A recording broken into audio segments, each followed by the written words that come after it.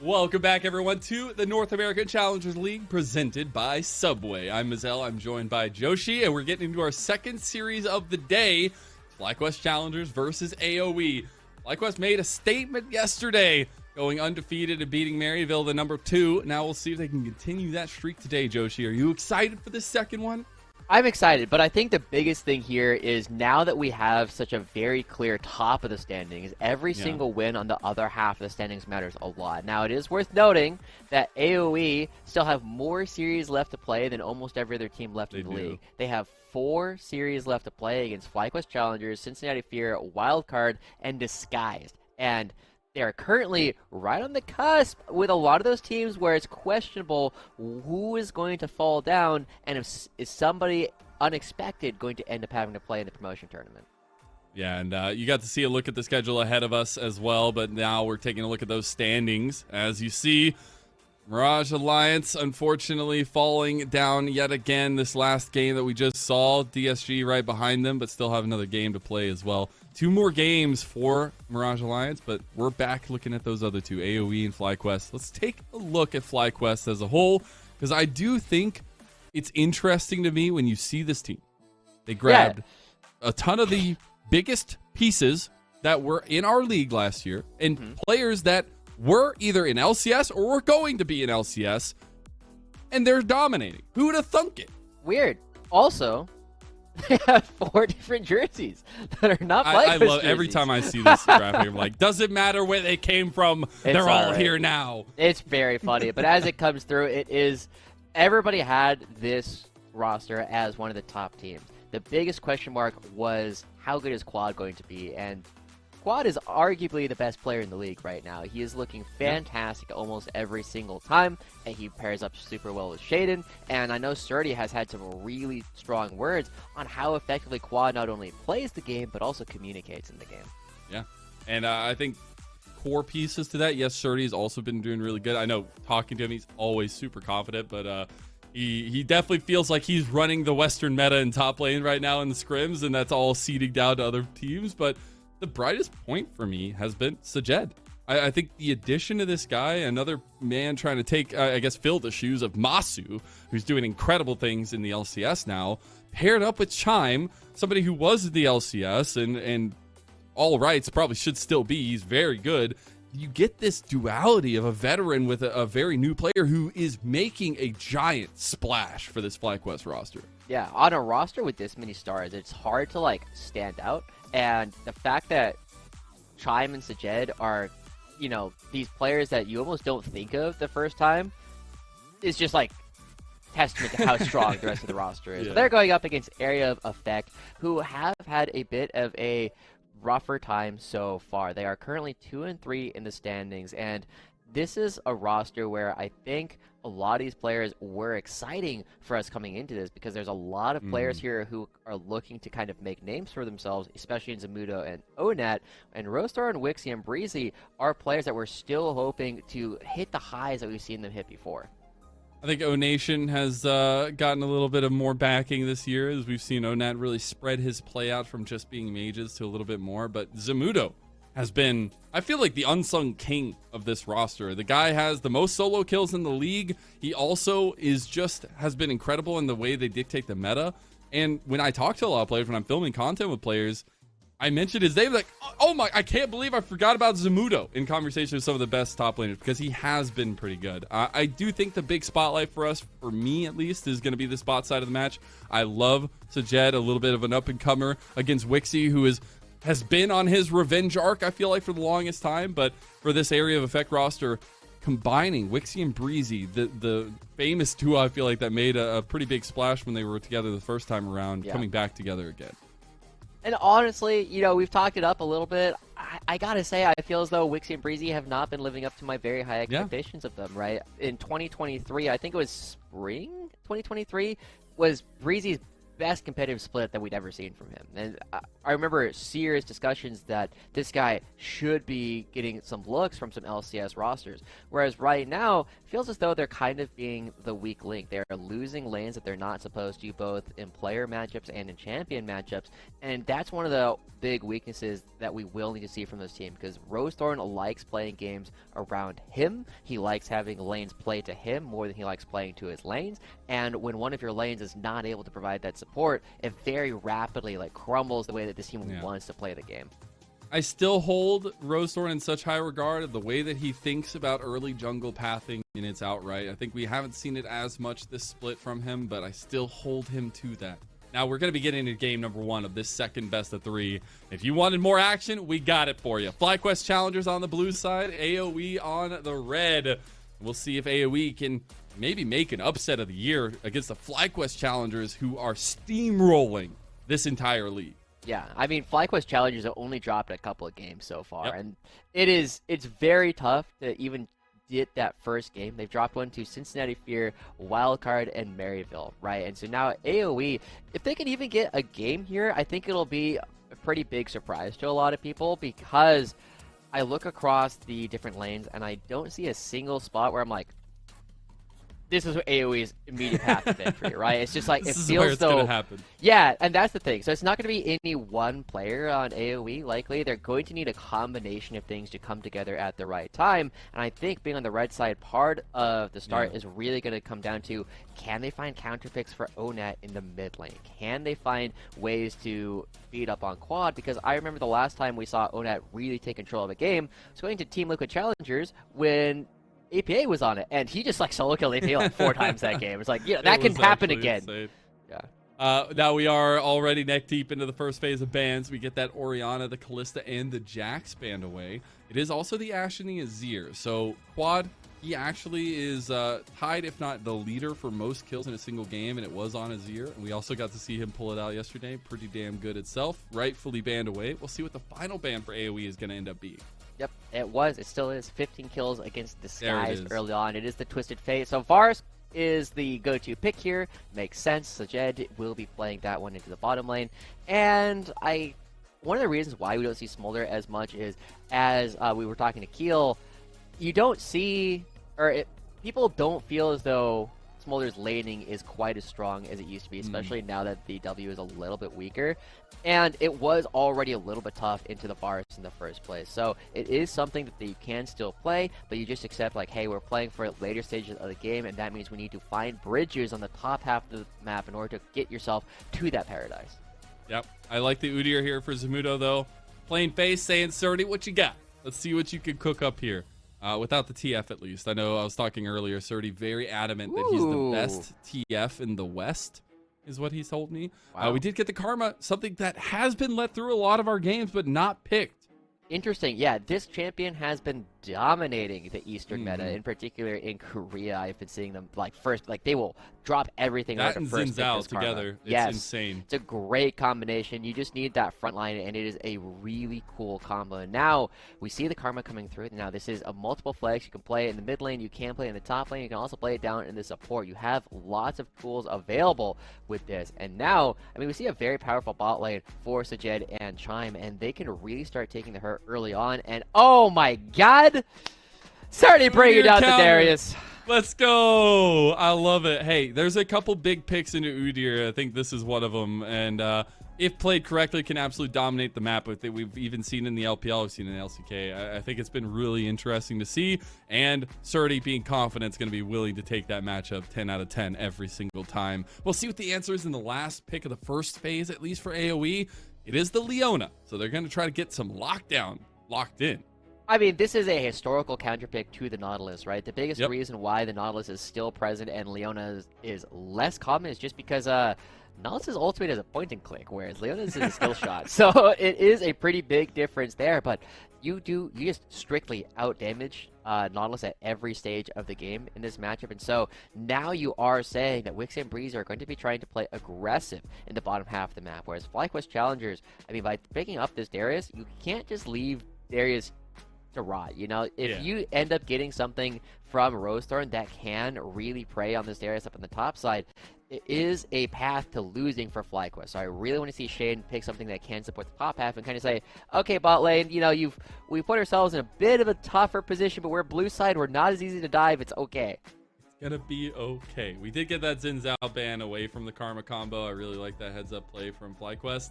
It is the Talia and the Hui ban though against Quad. So a lot of focus going to that star mid laner, I would say, for FlyQuest Challengers. Yeah, and I'm trying to think of like what next, because I generally think of Quad as Azir and Orianna as the two main characters that he plays, but he's also played a couple of games of Hui and Talia, but the Yone...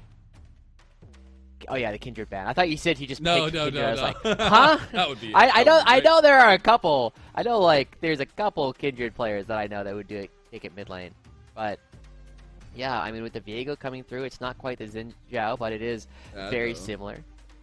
Still has a lot of that skirmish potential there. Not as sustainable, I feel like, as the Xin Zhao brings to the table, but still something Rose Thorn with that playstyle you highlighted earlier will be happy with.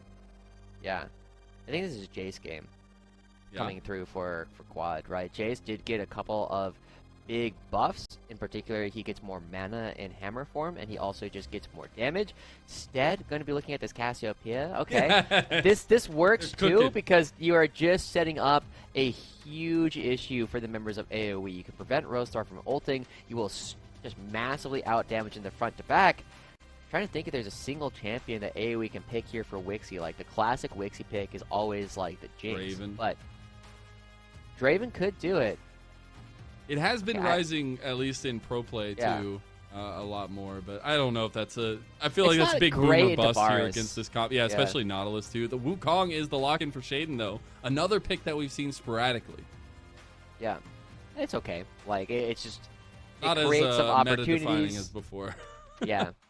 Oh god, when this champion is good, it's really good. It's ridiculous, man.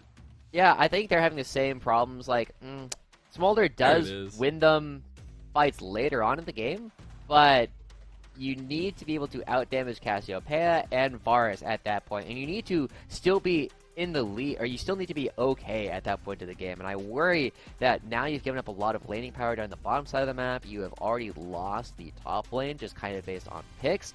And it's going to be on Onat, like we kind of said. He doesn't even have a counter pick here, which I think is the biggest problem, is that Quad kind of knew this was his matchup and picked the Cassiopeia into it. It doesn't feel as though AoE has a single lane that is going to dominate hard enough for them to generate a lane. So I'm just going to be giving it to FlyQuest based on the fact that I think they're some of the best players we have in the league. They are. And they have some winning lanes. I think the quicker that we get the combination of Rose Thorn Onat in this game, the better off AoE are. I'm not saying that's saving grace, right? But that is what they're trying to play towards. It's this mid-jungle duo until Smolder can grow up and be a real dragon. And for the other side, it's we're holistically strong. Let's just win where we can. And I'm looking for Shaden to really push that pressure if he can, because Rose Thorn is going to be looking for some of that skirmishing. We're getting in game number 1, though, of our second series. Make sure you're spamming in chat who you think's going to win. FlyQuest Challengers or AOE. Yeah, I'm looking at this one. It does feel like it's a situation where it's like, guys, we are going in at a bit of a deficit. Our matchup matrix is not looking good. You're going to have to push a little bit harder. You're going to have to take some risks as AoE in order to turn this one around. And so we might end up seeing some things that are a little bit more surprising than what a lot of people will be used to. Now, Brazy is getting a little bit late out to lane because he forgot to buy his items right off the bat, but it is okay. You remember to do it before the game really started. That's all that matters.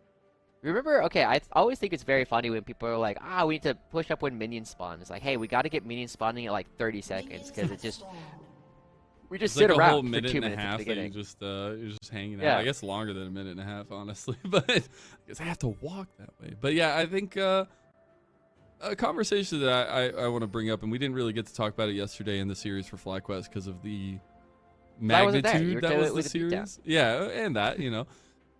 FlyQuest Challengers of recency have taken the mantle of the best developmental org for me. I feel like we've seen a history of success from players promoted from FlyQuest, where I used to feel like, you know, Team Liquid Challengers were the pillar, and I still think they are a pillar. But since coming under, you know, the tutelage of Papa Smithy, the developmental system has seen a bloom for FlyQuest. We got to talk with Rocco yesterday and see a lot of that unfolded through the vision of the organization, Papa, and also Rocco himself. Yeah. I think it's also a big part of it is based on like what coaches you have available to your organization. And Rocco has proven that they are able to find a lot of these opportunities to help out his players grow and has a good eye for talent. One of the things that we were looking at with Team Liquid before was Coach Spawn, I think was widely regarded amongst the talent as possibly the best coach in the league. Yep. And now he's doing it for LCS, which like props to Team Liquid, but it does mean that one of the massive tools that you had to help out this developmental roster is no longer there, and it's been replaced by Mash, who, I mean, at least based on what we've seen so far, I don't know how much of it is because of him, but the Team Liquid Challengers roster has not been succeeding so far. That's where, like, you look at some of the track record FlyQuest has had, and obviously like Lucio, Masu coming up now as well in their League of Legends team, but it's curious to keep an eye on the development, because the biggest thing is these players, right, and growing them as people, and I think Rocco represented that really well yesterday in how his approach to the season goes. But we got to look at this game a little bit. We are finally getting to the second parts of the path clearing. Chime is already on a roam. Maybe looking at this top side of the map or mid. Interesting. This would be a pretty massive surprise to Onet, and this is huge. Oh no! Oh Nation, your communications have gone dark. What is happening? Somebody tell me! Oh Nation, no! Well, we said this needed to be where they're gonna find something. I love the plan from Chime. I don't know whose plan it was, but Chime going all the way around. If you are going to get Nautilus roaming up, you expect him to be moving through the river. They did spot him briefly by the Raptor Pit, but the fact he went all the way around, and then he's going to get all this experience down here on the bottom side at the same time, and even help hold a freeze for Sajed. Oh my god, Chime! I'm kind of smurfing. Beautiful play coming out from this guy. Absolutely great. What I love about Chime is he's just a stand-up guy. I know when we were doing our filming for content, I guess 2 years ago now, it feels like, when Chime was still part of the Academy system, we were really looking at our Challenger system. We were really looking at how he wanted to produce his like branding, and he was always down for content. He was always down to talk about things. An outgoing guy, and now apparently outgoing in the game too. Chime is like a really interesting guy because I played tennis with him a couple of times, and like he's usually not the one to like initiate a plan, but he's always down, you know. So it's like, hey, come do this. He's like, yeah, sure, I'll be there, you know. And that's the kind of thing where I feel like it sets up a great opportunity to start building those things. He just needs to find what he wants to do. At the same time, across the board, I do want to give credit where it is due. We'll talk about it in a second. Is it a bot lane fight? Because that's what's happening right now to get the hail of arrows down, but just to trade back and forth. I actually do want to give some credit to Zamudo. This is definitely a lane that can be really tough, but because he had a couple of good early trades, he is not as far behind as you might expect this leader to be at this point in the game. Impressive in its own right. We also get Rosethorn stealing away one of the Telegrubbies from Shaden to deny the full stacking, at least for now, and give them a little bit of time. On the other side is the Dragon. Doesn't actually look like it's going to be necessarily available for a trade because of the priority that Sajed and Chime have. Yeah. But that means that there's an opportunity for a gank, and there are no wards down here. Oh, wow.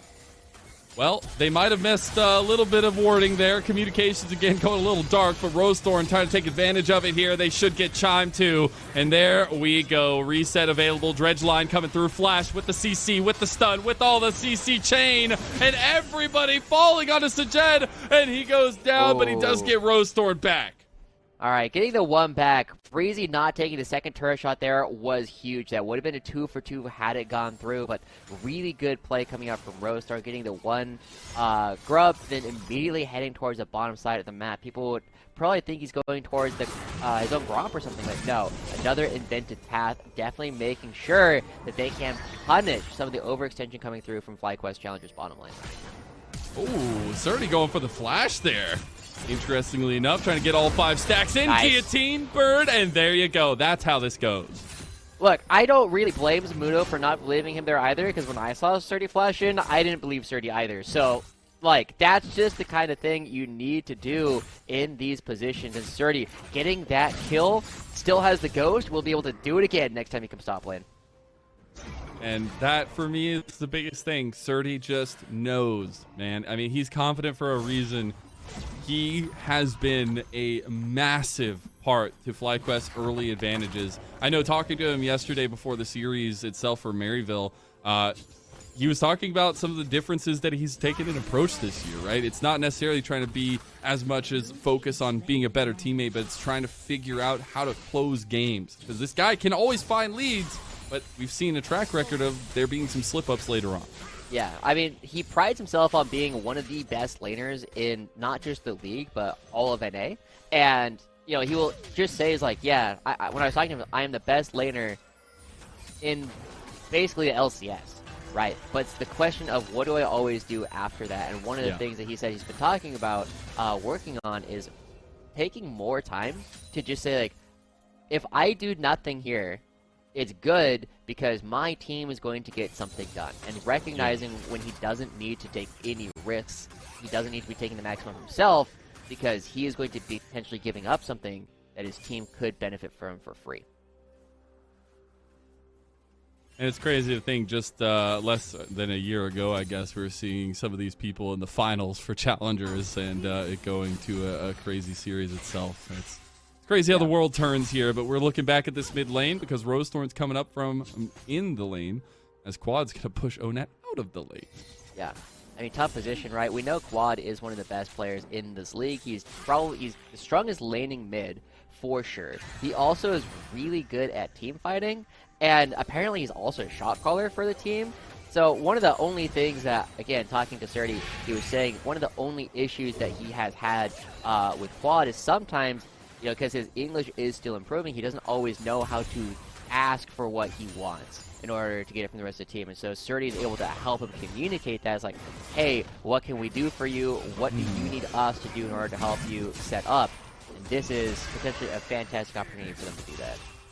Love to see Zamudo actually having, even with that death early, still a nice CS trade against Surdy in the top side of the map. But I think that's where, when we look at win conditions here, you got to see not necessarily the top side of the map, but for me, it's AOE's bot side. Ghost's going to be popped here. I think Zamudo might die again. Guillotine is coming up, and there it is, but the tower shot not going to come through, and that's a second solo bolo for Surdy. Oh my gosh, it looked like Surdy clicked past Zamudo, expecting an opportunity to hit him there as Zamudo backed up, but ends up getting it anyway. And that's the first death. It's like, okay, you had to teleport, you can make up for it because Surdy doesn't. Second death, that's where it starts to get bad, because this wave should start pushing back towards Surdy, and you can potentially set up a freeze. That is going to be a huge problem for Zamudo, as Rosethorn coming to try and take away another one of these grubs, but he's got priority coming in from Quad. He's got Surdy on the way. Chime is on the way. We're looking at a whole brawl. You can get one. That's the biggest kicker here. It looks like Shaden did just go and complete that one, at least tying it up 3-for-3. So, Surdy here is pretty strong. He got that back off. Zamudo's going to step up now. Breezy's already here. Onat's coming. There's that Zenith Blade, though. The Death Truck's going to hit on a 2. And look at those fangs sinking deep. It's like a snake eating the entire team. FlyQuest have come alive, and they've destroyed AOE. Quad is pumping right now. He is doing so much damage because he was, like, Onat was like, guys, we need to deal with the snake. Not again. Oh, that's like, no, bro, please. Why? Why? As communication from Onat is going to be alive and well. He is worse for wear after that one, burning his flash. Yeah. You know, I think the biggest thing that surprised me this game was Chime's gank pathing earlier on, right? Like, that really put a huge opportunity for FlyQuest Challengers to play this one through. And then also, I do want to give some credit to Zamudo for actually doing better in the lane than I was expecting him to, especially, you know, against somebody who prides himself as the best laner. Zamudo is doing fine, right? But not all of that has come down to, you know, how they were playing the waves earlier on. At this point, the game has kind of gotten out of hand, and you're like, you know, Wixie. Yeah. And that's what I do want to bring up, actually, though, because in a center team fight, like Onat, yes, he's falling apart without the team, but that's where Karma comes alive. And, yeah, I think Zamudo. He's guillotined again. Oh, with the fadeaway.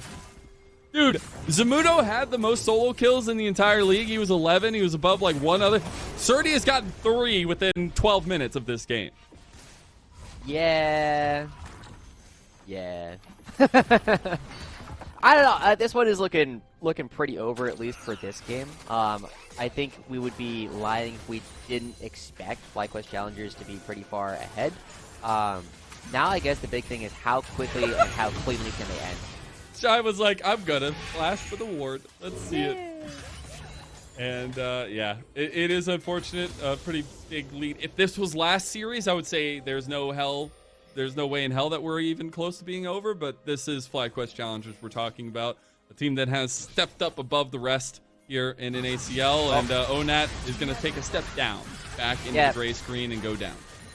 So I'm looking at the solo kill record so far. So to start the day, Philip was leading with 12. And Zamudo was one behind him with 11. And Surdy was all the way down at 7. Oh, because yeah. That makes sense. So now Surdy is at 10. So he is currently one behind Zamudo and tied with Quad for most solo kills in the league. I would not be surprised if he ended up tying Zamudo. Maybe right here. Maybe right here. It might just happen here. The fifth stack is there. Yeah. He does have the ulti, but the shield does come through for Zamudo. Yeah. And yeah, I mean, we have seen a couple series like this against Zamudo. The last time around, why he got to those solo kill marks is because I forget who it was, but they just literally traded like 4 solo kills in a single series. It was actually insane. But now we take a look at this one, and it's definitely not in his hands. It's all Surdy. 5,000 gold in the lead is FlyQuest. They just got a second dragon as well.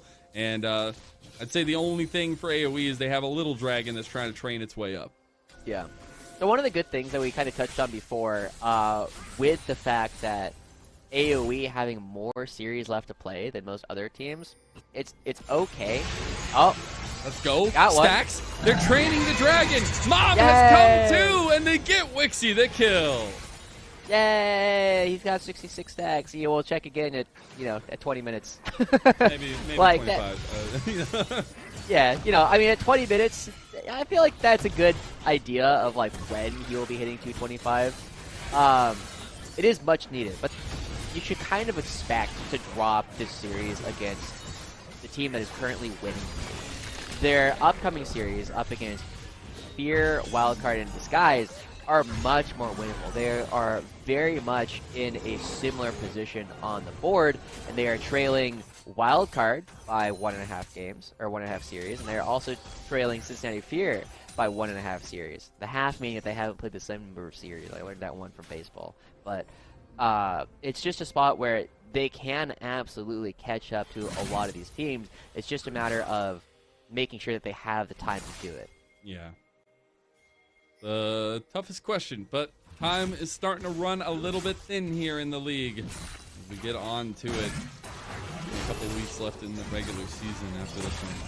So we'll see as Surdy and Zamudo going to keep doing this one, but I'm looking at the rest of the map because we have some positioning around the mid lane right now. No objectives up, but AOE are fishing. Not going to get any bites. So that does mean that Sajed has control of the mid lane. Instead, Chime trying to go fishing as well. Now, this has been one of the interesting things, right? Is that as you kind of look at the success of FlyQuest, again, I give Chime a lot of credit for their early success, but I also have to, at the same time, give Chime, I think he's also made the most mistakes, right? Not having the ward for them in order to save them from Rosethorn's gank, and then getting caught out around, the river just a minute ago.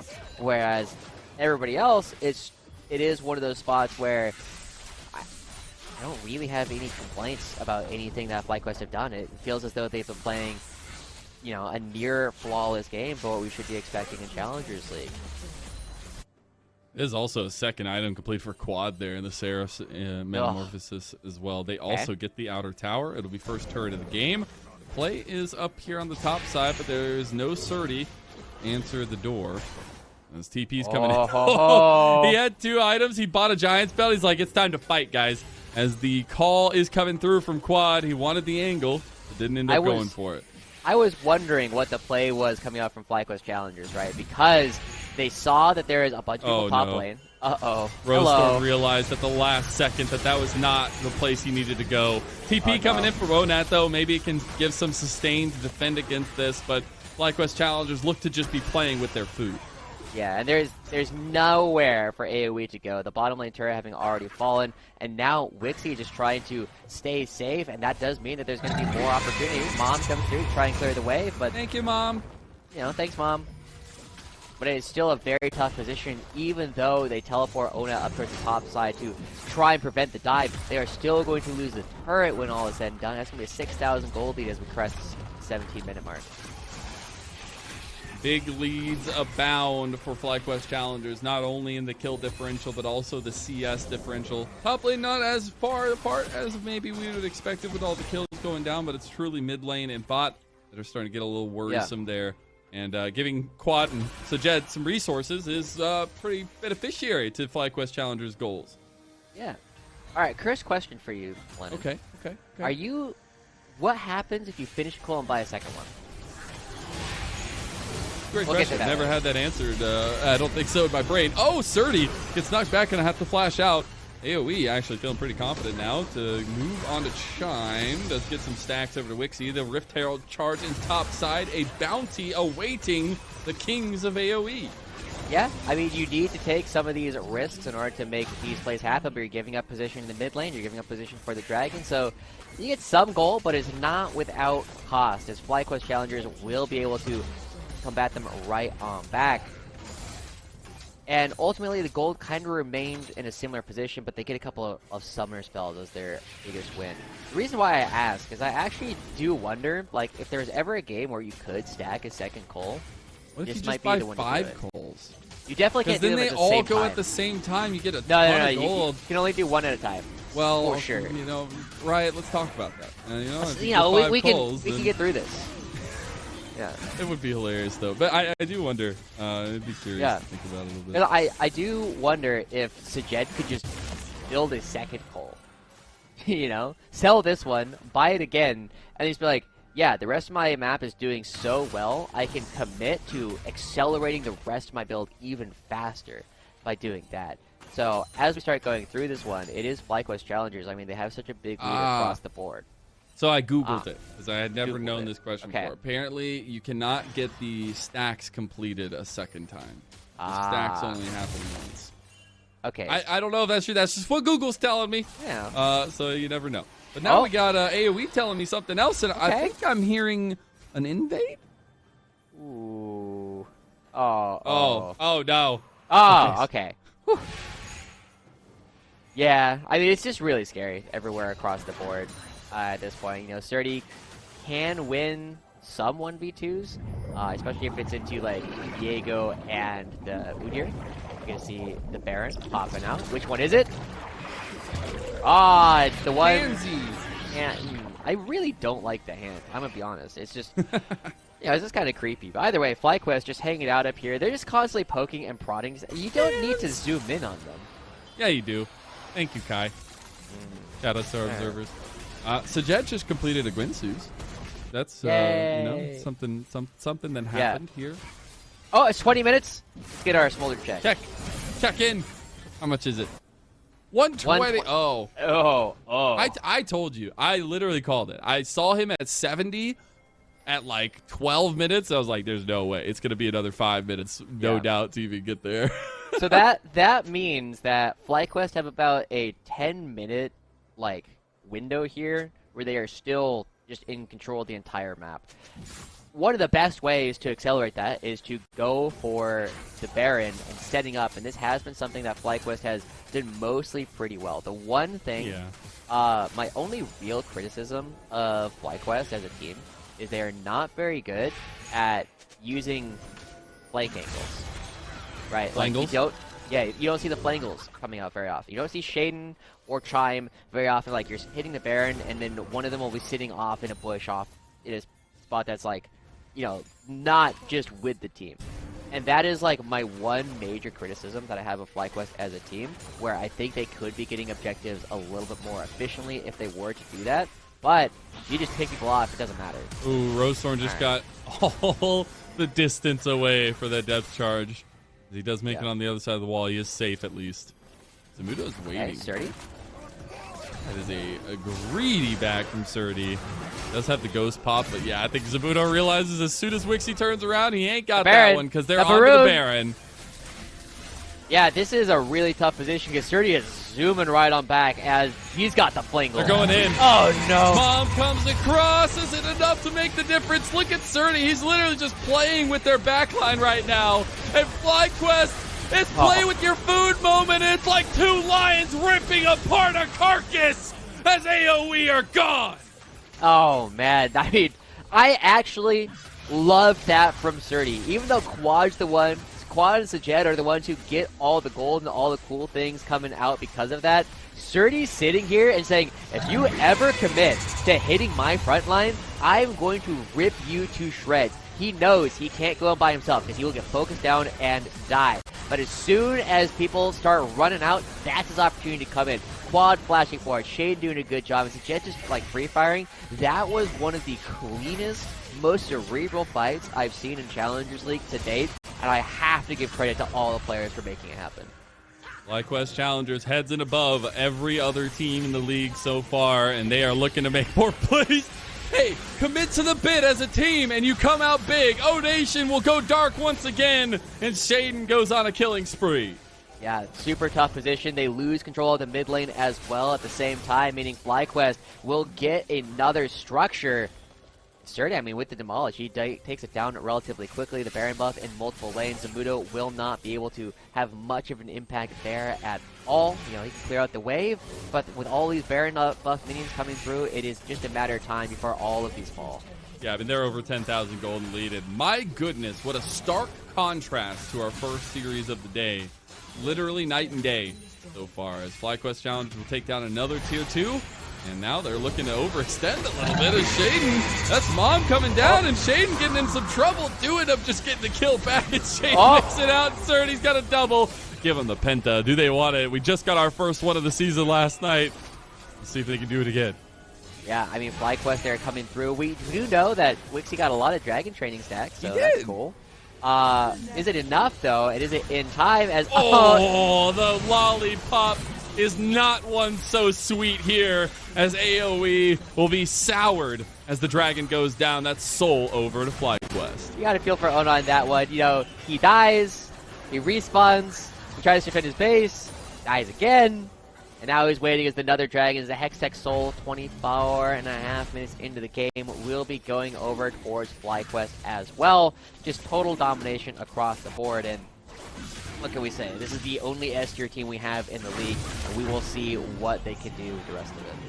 And it all goes back to that development we were talking about, the team as a whole, but also the mindset of FlyQuest. These are people, not just players, right? And they want to elevate this to the LCS level. Rocco talked a lot about it. If you're not getting your players to the LCS, then what are you doing as a developmental team? And I think FlyQuest has shown a track record of being able to do so, and across a couple other organizations too. I know. I talked to Rocco at like the beginning of the split, and he was saying like, yeah, they were also trying to get Spyrax to play for their LCS team as well as Freezy. Yeah, he does get out. He's burning. He's bleeding. He's nope, he's not. All right, well. Hey, the Baron minion still died to Mom. Pains of Corruption came out though, an instant cleanse by Wixie, and now Surdy, having a Death Reaper costume, it feels like, just goes in with the guillotine. He goes legendary, and what a step up from Surdy. A guy who's so confident and able to show it off. He's going for more. He's got a double. He's getting the triple stolen from him by Sajed, but it's FlyQuest Challengers dominating game number 1. It was not technically a perfect game, but this game was nearly flawless coming out from FlyQuest Challengers going into AOE, and you just have to give it up to everyone that's part of this organization. They've all been playing well. They set up a plan early on. They executed upon it. There was 1 or 2 small hiccups along the way, but you can feel the confidence that this organization, that this group of guys is playing with, and there's not a lot in the league that can actually stop them. I know they've actually been screaming up against a number of their LCS teams, and if serious to be believed, they're doing pretty well there too. I think Papa Smithy will be extremely proud, but the FlyQuest Challengers fans should be extremely proud. What a game number 1 it was. I know FlyQuest posted a meme about, AOE, it's your turn now, but we'll see if AOE can answer that call whatsoever, because game 1, there was no answer at the door. AOE versus FlyQuest Challengers game 2 continues after this. They said it couldn't be done. They said the world would never accept a cookie this long. Or a churro, and probably not a pretzel either. They also said, under no circumstances should those really long and delicious treats be wildly affordable. To which we said, but we already made them. And they are. Introducing the incredible new foot-long sidekicks. Get one at Subway today.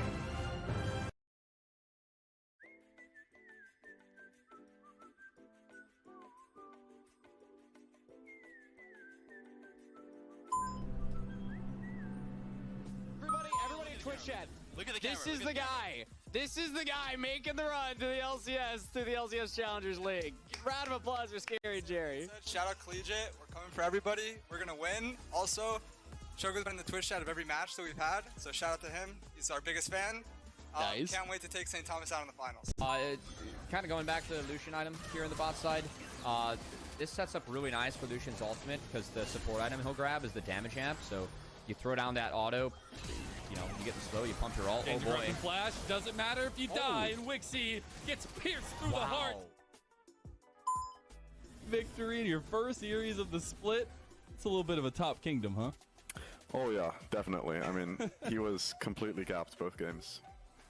It was just a slaughter. What can I say? But it's really good to see you guys again. Top laner is going to show up as teleports are channeled. Now jumping in is Jenkins right onto Chime.